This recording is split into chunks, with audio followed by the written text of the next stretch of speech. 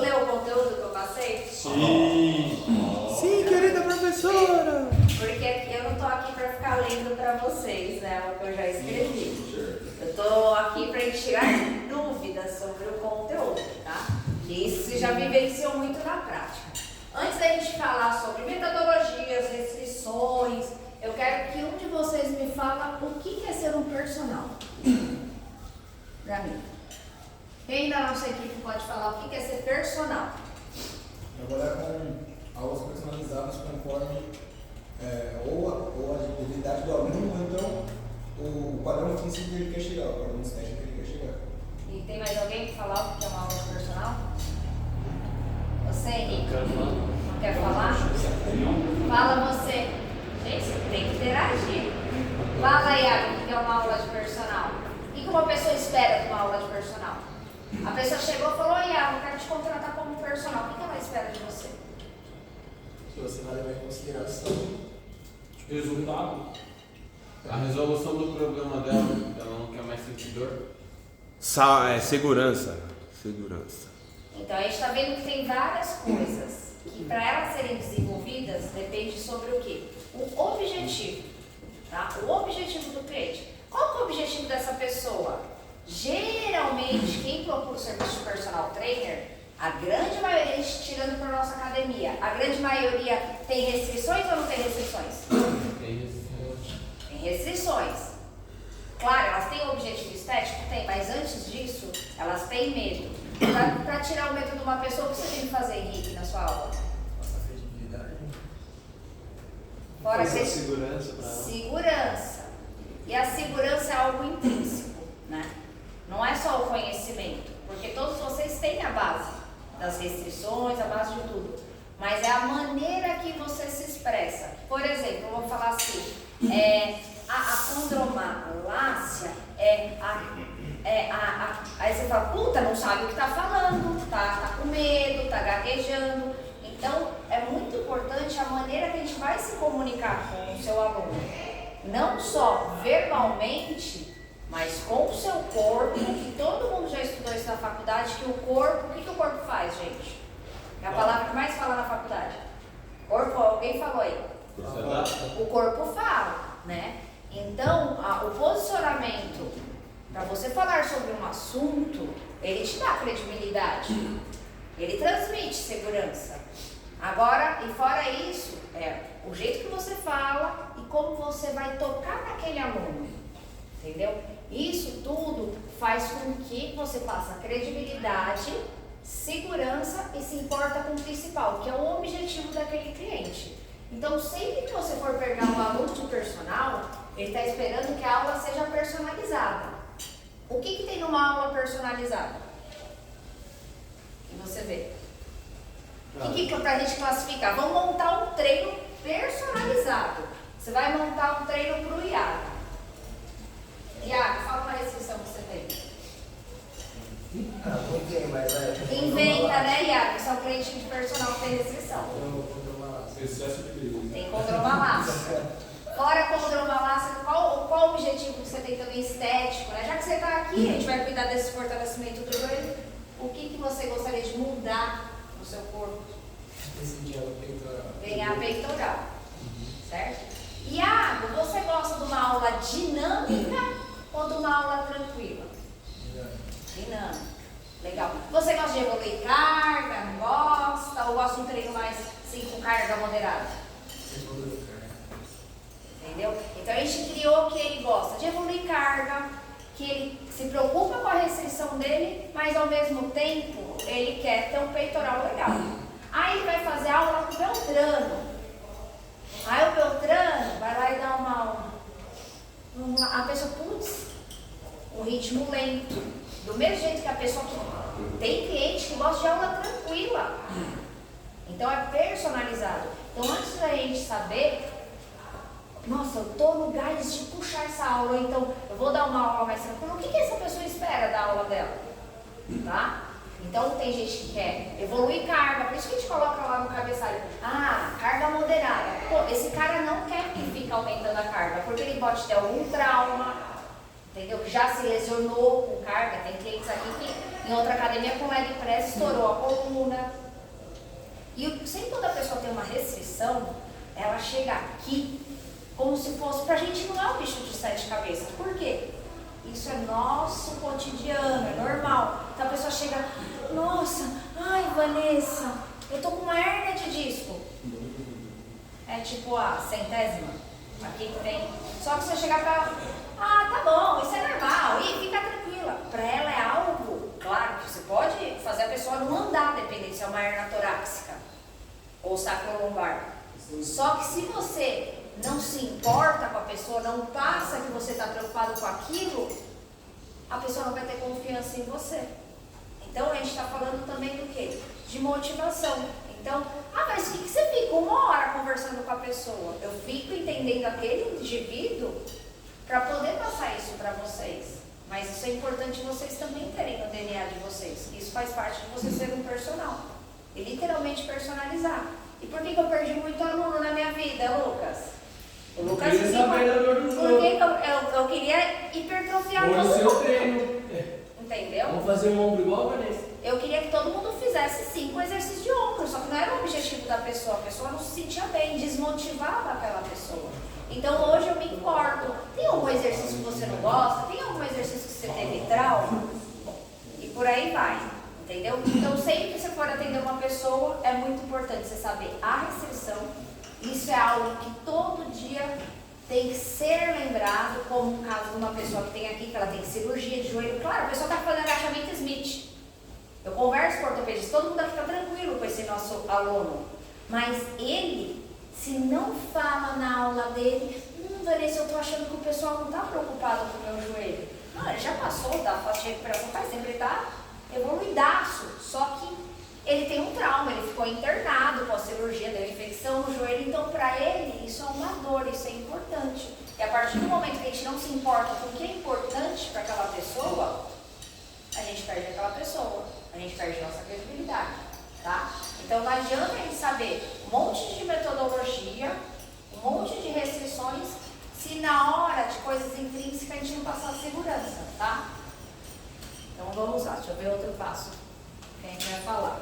Aula de personal. Agora vocês vão ver falar sobre as restrições que a gente já está acostumado aqui. Que restrição que tem no nosso estúdio? Nossa, do City. Tendinite. Tendinite em várias partes. Escoliose. Escoliose. Fibromialgia. Aí a gente vai. Hérnias, né? Hérnia. E a síndrome do vaso vagal. Sarcopenia. Qual? Sarcopenia. Sarcopenia. Vocês sabem o que é sarcopenia? Isso. Ombro. Tem muita coisa que tem um nome bonito e é muito simples. Tá com deficiência de massa magra. Aí vem com o nome, está com sarcopenia. É aquele famoso falar bonito, que passa segurança, entendeu? Mas a sarcopenia, geralmente, o que acontece? Vamos falar rapidamente da sarcopenia, depois dessa daqui, porque as outras a gente vai usar muita coisa prática, tá? Sarcopenia. As pessoas se preocupam em guardar dinheiro para aposentadoria, hoje está muito dito isso até no Instagram, e não se preocupam em ter uma base de massa magra, tá? Eu vejo que assim, até uns 50 anos, vai a entrada da menopausa, até quase 60, os endócrinos todos querem emagrecer todo mundo. Aí tá essa onda do Ozempic, e tem que perder peso, porém, pessoas que são muito magras, quando começa a ter essa parte da terceira idade, pós 65 anos, elas começam a perder a massa magra e já são magras. Então, elas entram nessa situação de sarcopenia, tá? Hoje tem estudos que falam que pessoas que não fazem exercícios anaeróbicos com membros inferiores, que fazem, retarda a demência da idade, entendeu? Terceira idade é normal, tudo vai se desgastando e acontece uma demência. Então, quem pratica exercícios anaeróbicos, a musculação com o membro inferior, retarda esse processo natural do envelhecimento, tá? Então, a gente tem até uma aluna aqui, né, que é um caso, que chegou com sarcopenia, hoje ela ganhou 6 quilos. Fora a sarcopenia, ela tinha Parkinson. O Parkinson tem movimentos involuntários, né, descargas neurais involuntárias. A pessoa não conseguia passar o batom. Com 82 anos, era o sonho dela passar o batom. Tinha muita queda. Sarcopenia dá muita queda, falta de equilíbrio. Então, a musculação, ela é muito bem-vinda. Ah, não fez musculação a vida inteira. A gente não precisa entrar com a musculação como ferreiro. A gente vai fazer como se fosse uma fisioterapia e vai evoluindo, vai evoluindo. A gente viu o caso dela. De elástico, hoje ela faz máquinas, ela faz leg press. Tá? Então, é algo muito corriqueiro. Geralmente, as mulheres que têm sarcopenia, elas estão com artrose em fêmur e lombar, tá? As mulheres entram na menopausa e tem a queda hormonal, isso faz com que perca a absorção de cálcio e o osso começa a ficar menos denso. Então a musculação ela é que nem comer brócolis. Eu falo para as pessoas, por mais que você não goste, você come porque faz bem para a saúde, tem benefícios. Então a musculação, Vanessa, eu não gosto, faz 2 vezes na semana, então faz uma de pilates e uma de musculação. Já ajuda muito, já resolve essa parte de sarcopenia, essa parte de densidade óssea.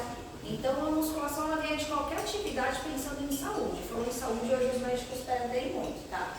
Então aí uma dica a gente pede, claro, a gente não é nutricionista, mas a alimentação influencia muito. Então fala para a pessoa, fala com o seu geriatra se você pode tomar um complemento. O tal do nosso whey protein, para a terceira idade, chama complemento, que é o insúlio. Então é legal, porque eles veem gasto em caloria, é importante, já está num gasto, é um metabolismo que perde muito, eles são muito magrinhos. Então é legal estar fazendo a suplementação, mas como a gente não é nutricionista, para conversar com o geriatra, tá? A fibromialgia, tá? Hoje é muito comum, eu vejo mais em mulheres, tá? Eu já peguei muito caso de mulher, nunca peguei caso em homem. Vanessa, existe homem? Confesso que eu nunca estudei isso.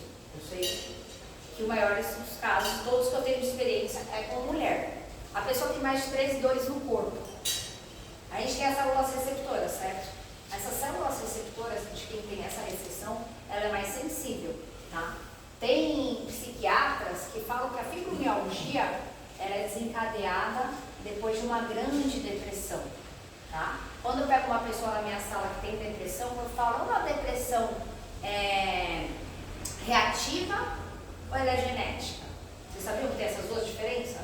A reativa, assim, uma separação, uma morte de alguém, um animal, então faltou emprego, isso desencadeou a depressão daquela pessoa. E tem pessoas que falam, como fala? Vitaminas não.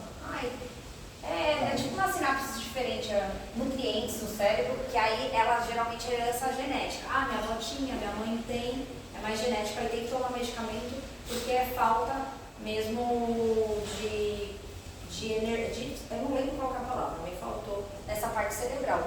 Mas a grande maioria das pessoas é reativa depois de ter acontecido algo, tá? Então, tem pessoas que tem, então toma cuidado quando você vai falar sobre esse caso, porque tem gente que aceita falar sobre a depressão e tem gente que não aceita. E assim, por isso que esse assunto eu converso lá na minha sala. Então, você pegou uma pessoa que tem esse caso, você sabe que não pode ficar evoluindo muita carga. Ela fez 10 repetições, você vê que ela conseguiria fazer 15. Então, você vai evoluir uma pitadinha. Ela vai fazer 12, que faria 15. Já foi uma evolução, entendeu? Ou então ela estava fazendo 10, vai para 2. Tem que ser em doses homeopáticas, porque senão a pessoa acorda toda inflamada. Porque o nosso cérebro, quem está com tensão? Hoje chegou uma aluna que está com uma mega tensão. Ela não fez nada, mas ela tem uma profissão que gera tensão nela. Então ela inflamou tudo. Então o cérebro ele gatilha muita tensão. Então, geralmente quando as pessoas estão passando em momentos difíceis, elas causam a crise. Eu tenho uma aluna aqui que nunca mais teve crise. Entendeu? Que já treinou, nunca mais teve crise. O alongamento é muito bem-vindo, tá? Mas o principal é a pessoa também estar com a cabeça boa e saber que nunca a gente pode dar coisas pesadas. E a gente está falando do pesado e leve, é uma realidade subjetiva. Muitas vezes você vai falar assim, um agachamento sumô com 3 quilinhos. É mó leve. leve pro Iago, que faz agachamento sumô, vai com 30. Às vezes, para a pessoa que nunca fez, é um exercício pesado. Principalmente que ela... Aí sempre tem que olhar, tem as células receptoras mais sensíveis à dor. Então, você já vai tudo sutil, tá? Até no massageador, quando a gente vai massagear, alongar, essa pessoa... Já pegou alguns casos, né, Gabriel? Essas pessoas são mais sensíveis, tá? E isso é meio real, não é coisa de conversinha delas, não. Tendinite, eu vou pelos mais basiquinhos. A tendinite tem vários locais, né? Geralmente, tem até uma palavra que eles usam que é o LER, que é nada mais que muitos movimentos repetidos. Então, por exemplo, um médico trabalha fazendo ressonância. Uma pessoa que corre, são movimentos cíclicos, muito repetitivos. Então, geralmente isso é desencadeado por profissão ou por um esporte cíclico, tá? O tendão, ele é um filamento do músculo, certo? E aí ele está inflamado. Para passar essa inflamação, nós não podemos aplicar sobrecarga. Então, é o quê? Treino de 8 repetições.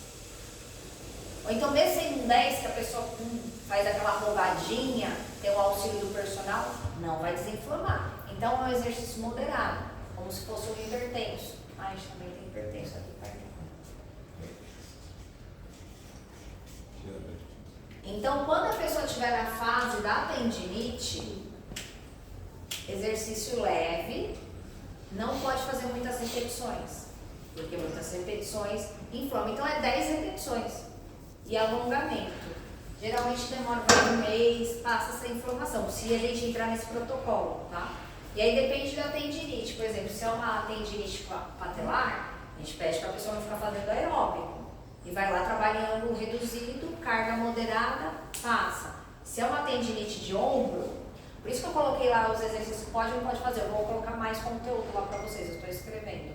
Então, a pessoa está com uma bursite, que é uma inflamação do líquido. Então, chama bursite, mas nada mais também é uma tendinite, se for ver a grosso modo. A pessoa está com isso inflamado. Tudo que passa da linha, acima do ombro, sobrecarrega, entendeu? Faz uma pressão acromial. Então, quando a pessoa está nessa fase, não passar pule, desenvolvimento, é todos os exercícios que é na linha do ombro. E muitas vezes o ombro está relacionado com o bíceps. Se a pessoa não fez uma ressonância, porque assim, essa história de cá, vai fazer uma ressonância, a pessoa para de treinar, e o médico às vezes não sabe que a pessoa treina tão bem, manda fazer físio, retroage. Então, primeiro, a gente faz os protocolos de não elevar acima do ombro, colocar uns banguinhos rotadores para estabilizar essa articulação, alongar bem. Ai, Vanessa, não passou. Outra coisa que a gente tem que fazer, ou retira, ou dá bem levinho o bíceps. A cabeça do bíceps tem inserção aqui no conjunto de musculaturas do ombro. Então, geralmente, quando está com essa bursite aqui, ela irradia para a cabeça do bíceps. Então, faz tudo aqui para não desinflamar, que é o caso do outro aluno que treina aqui à noite.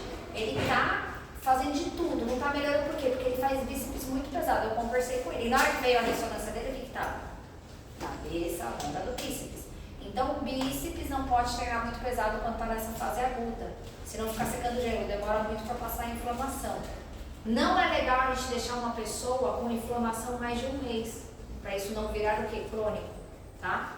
Então, falamos da tendinite. Também existe tendinite de quadril, tá? Tendinite de quadril, geralmente ela é postural, ela é por falta de fortalecimento do glúteo e da pessoa ficar muito sentada, sedentária. Aí gera tendinite no quadril, que geralmente é de glúteo. Aí a gente vai lá, faz exercício melhor. Ô, Van, me tira uma dúvida. Por exemplo, eu tenho tendinite no quadríceps esquerdo. E aí quando eu fazia... A sua é muscular. Muscular. Quando eu fazia a física, a gente fazia muita isometria. Caneleira, e fazia isometria aqui, abdução, isometria também, tudo. Na sua ressonância fala muscular? Ou fala patelar ou de quadril? Não me recordo, eu tenho que olhar a ressonância. Geralmente a tendinite é do tendão, entendeu? Porque eu já tive patelar, tratei, fiz físico, tudo, aí agora, mais recente, do ano passado, voltou no quadríceps. Você tem que ter sempre cuidado no seu treino de inferior. Ah, vai fazer coisas até a falha? Vai fazer uma série de 100? Para você isso não é bem-vindo, essas coisas metabólicas.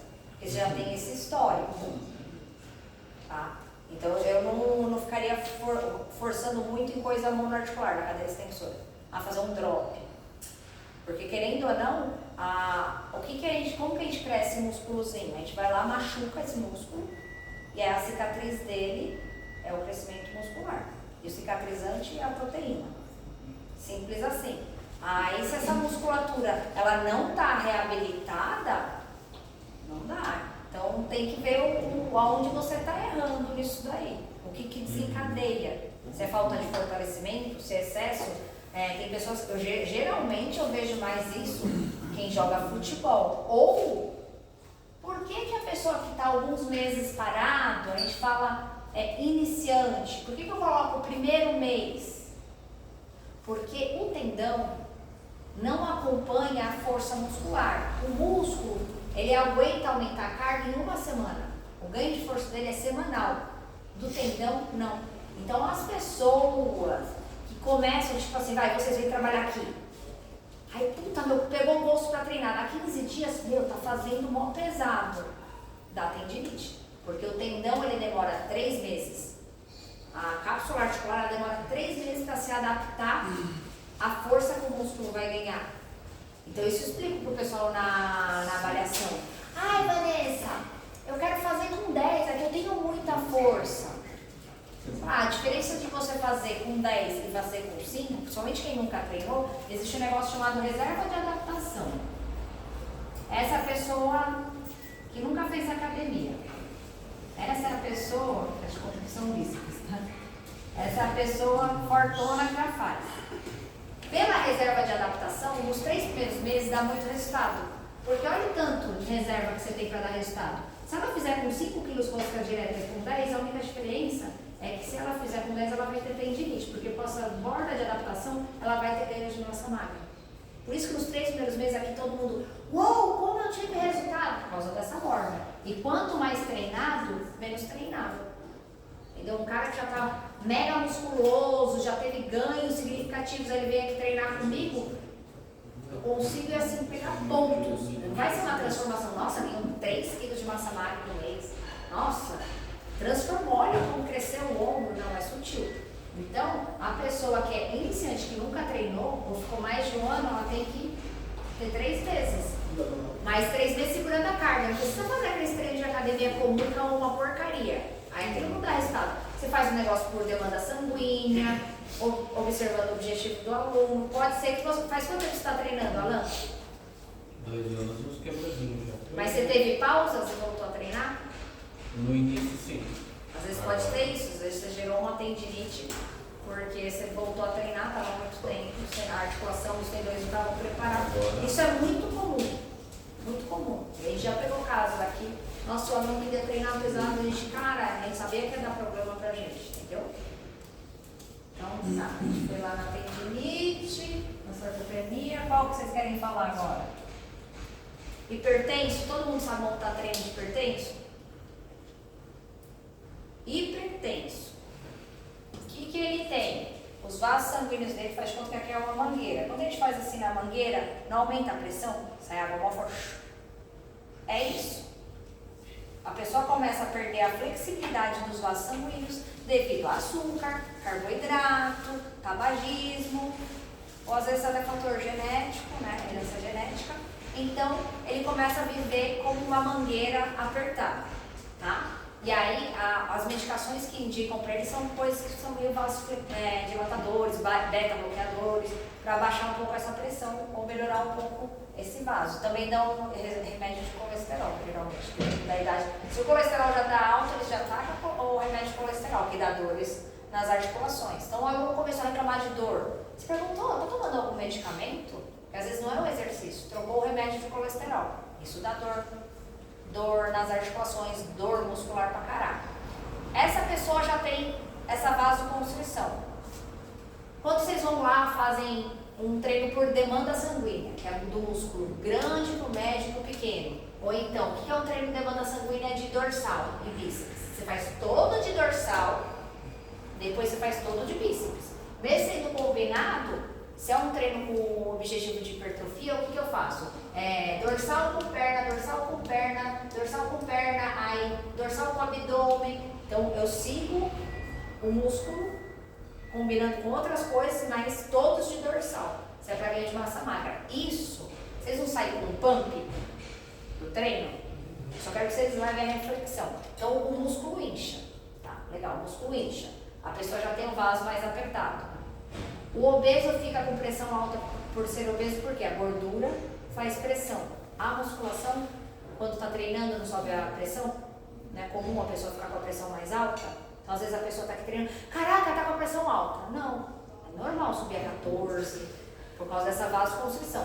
Então quem é hipertenso, você não pode dar um treino por demanda sanguínea até ele ser uma pessoa adaptada à atividade física. Quanto tempo demora a ser adaptado? 6 meses. Tá? Então você vai fazer um treino bagunçado. Um costas, um panturrilha, aí você vai lá dar um adutor com um abdômen, um peitoral. Então você se preocupa em não ficar fazendo essa vasoconstrição com a musculatura. Tá? E o que é indicado? Fazer atividade aeróbica antes. A atividade aeróbica caminhada, ela faz uma vasodilatação. Tá? E exercício de panturrilha é indicado para hipertenso por conta que ele ajuda na parte do... O exercício de panturrilha é algo que geralmente as pessoas não gostam de fazer, tá? Então, assunto legal pra gente falar. Então, você vai ter que conversar com ela. Eu queria fazer panturrilha. É uma preocupação estética ou a pessoa tem vontade de ir no banheiro? Então, eu tenho alunos que quando começam a fazer panturrilha, quer fazer cocô. Porque a panturrilha é o nosso segundo coração. Ela faz a volta do retorno venoso. Então, é muito comum as pessoas sentirem vontade de ir no banheiro. Então, se para essa minha aluna eu tive que tirar, porque não dava. Era tipo cocô todas as vezes. Ela é minha aluna até hoje. Então, ela não faz panturrilha. É bom fazer panturrilha? É. Aí, como que eu faço com ela? Eu dou mesa flexora.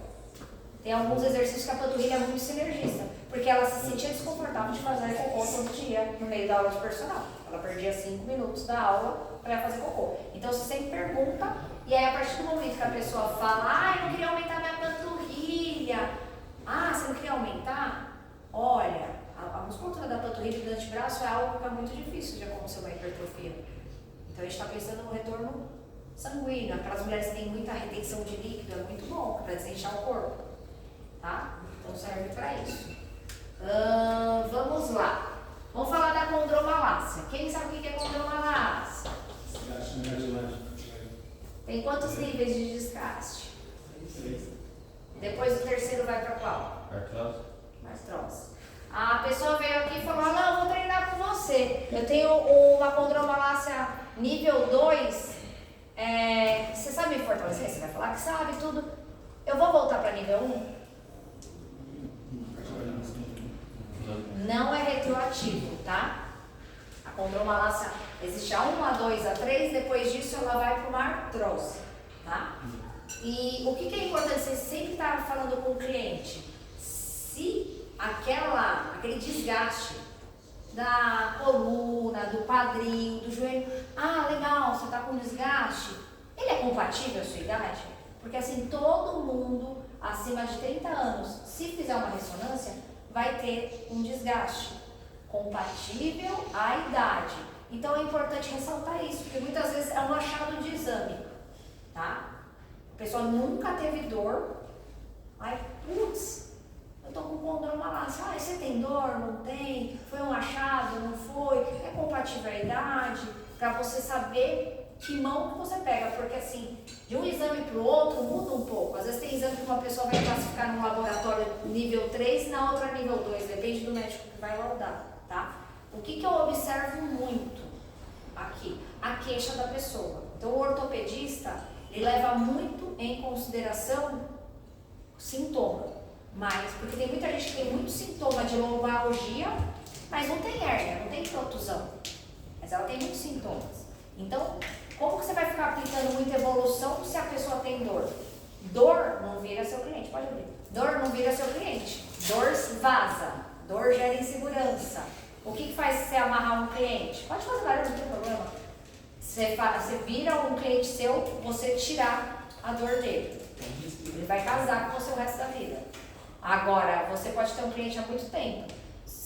Você fez uma merda que deu dor, é muito perigoso você perder o cliente, porque sempre as pessoas acham que dor é correlacionado a o meu deu direito, ai, fiz coisa errada. E quem contrata um personal trainer, a única coisa que ele quer fazer é o exercício errado, tá? Então a gente tem que entender o que esse cliente procura. Se você não entender a cabeça da pessoa, você vai estar vendendo algo que ele não quer comprar. E é uma venda diária, entendeu? De segurança, de posicionamento. Vocês olharam membros inferiores lá que eu passei? Qual tipo de cadeia que tem? Aberto e fechado. O que é uma cadeia aberta e uma cadeia fechada? Um exemplo de cada um? Então, o que seria assim? Pra você falar assim, cadeia aberta, tal. Isso daqui ninguém aprende em faculdade, tá? Geralmente não dá em faculdade. Geralmente o exercício livre, vai uma posição de quadril com elástico. Vai, tá aberto, então você pode tanto ir para frente, para trás, para o lado. Já numa cadeira abdutora, o movimento já é mais restrito. O que você acha que é cadeia aberta e fechada? Cadeia aberta, dependendo se for superior ou inferior. É, mais inferior, cadeia aberta. O Lucas O já seu sabe. distal está impactado com uma superfície sólida. Ok. Se não tiver uma superfície sólida, ele é aberto. Caso ele esteja, ele é fechado. Tem coisas que são muito bonitas palavras. Nossa, cadeia aberta. Eu estou passando tudo isso para vocês, que isso enriquece vocês como profissional, falar sobre isso. Porém, cadeia aberta, cadeira extensora, cadeira flexora, cadeia fechada, leg, agachamento com contato da sola do pé durante a execução. Bom, por que eu estou falando de cadeia fechada aqui em condromalácia? Cadeia fechada. É o principal que a gente vai ter que ver. Vamos lá para a parte prática, dá pausa aí.